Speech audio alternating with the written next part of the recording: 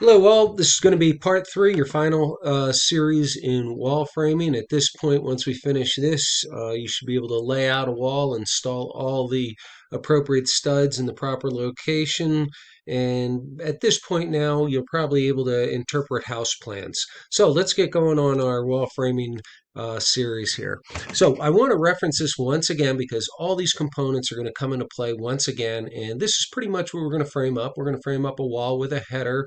We're not going to do a sill because a sill is pretty much reserved for only windows. We will do a door, but all the components, all the names are going to remain the same.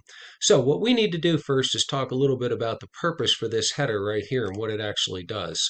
So the whole intent of a header is to put an opening in a wall. Now, you just can't go through and randomly cut holes in the walls because the house could possibly fall down because it has to support the above walls, the floors, the roofs, and everything else. So what we do is we create an opening in a wall, as I'm showing you here, and we put in a thicker component. These are going to be referred to as headers.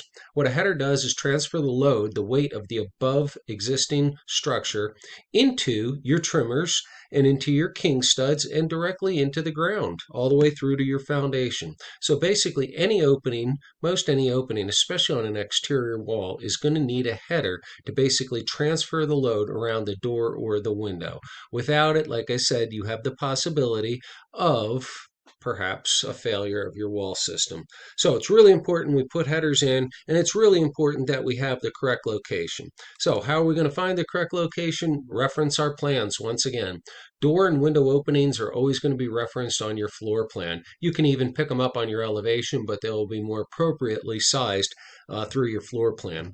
What I really want to do too is expose you to two different ways that architects might lay this out. Certain drafters, architects, will lay it out to the center of the door or window in this case. So I'm looking at this, I say, oh, it's 15 feet from the outside of wall to the center of window to the outside of wall. I would then need to reference the size of the window, whether or not it's 2 foot, 3 foot, 4 foot window. That will also be embedded in the plans later on. When we get into a higher level of plan rating and a little bit more involved, I'll show you they actually have door and window schedules that tell you about these door and window sizes.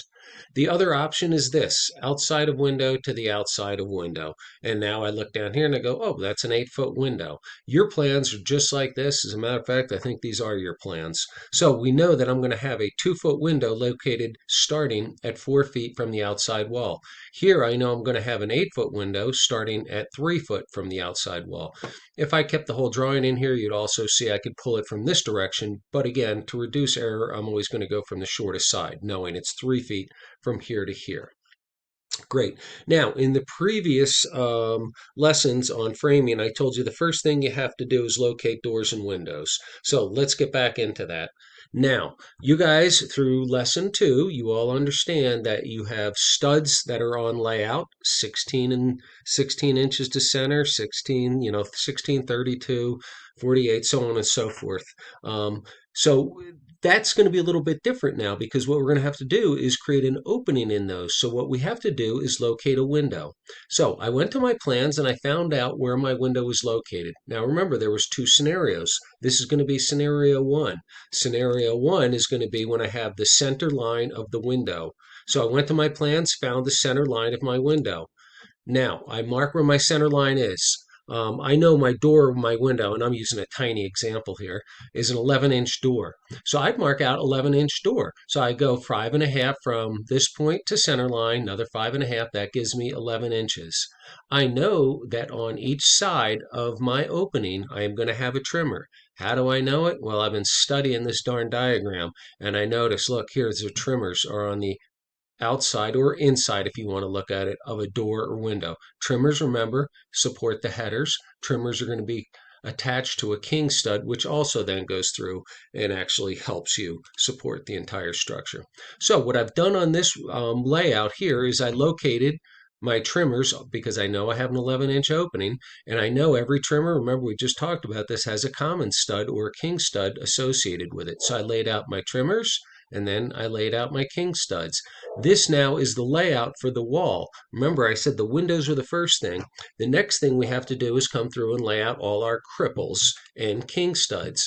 Once again, I've got my header in here because there's my trimmers supporting my header, but I have an opening above my header. I actually have to put things called cripples in there. If you go back and reference this, you can see cripples are always going to fall on that 16 on center layout. You might have a big window like that 8-foot window. You're going to have a whole lot of cripples up here. Cripples are there for a very specific purpose. They actually capture a bunch of other lumber that you're going to be putting on your house.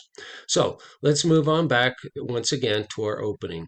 So what I did, I laid out, the first thing I did was lay out the width of my opening. I put in my trimmers and then my king studs. It doesn't matter if you lay this out from center line, or if you just knew your door was going to be 11 inches and it was 2 to 3 feet in, you could come 2 to 3 feet in, make your mark, put your trimmer, and then make a 2-foot opening. So let's do a quick scenario here for you. So if you're going to lay out this right down here and you know you got 3 feet in, your window's going to be 8 feet. What I would do at this point, I'd come in 3 feet from either corner, whatever corner was designated to be the right corner. I'd come in 3 feet, make my mark, make an 8-foot opening, put my trimmers, kings, and kings.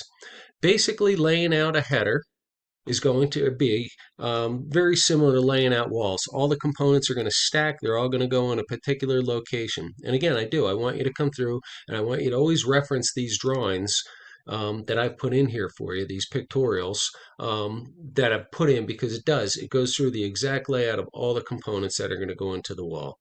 When you're finished, then obviously you fill in and you turn all your studs one direction, crown up. Remember, we're going to try to crown all our studs, and you follow that layout 16, 32, 48, 64s. You keep on that 16-inch on center layout. That's there for a purpose. What it's going to do is capture your sheathing. We're going to get into that in the next couple sessions. We'll talk a whole lot about sheathing as well as siding and all the other components that go into your house. So that's going to conclude our third lesson on wall framing. Once again, be sure to reference all the mock-ups and examples that you have around the classroom, as that will kind of further reconfirm and basically give you a very good hands-on appreciation of what it all looks like. So that concludes our wall frame lesson. Bye-bye.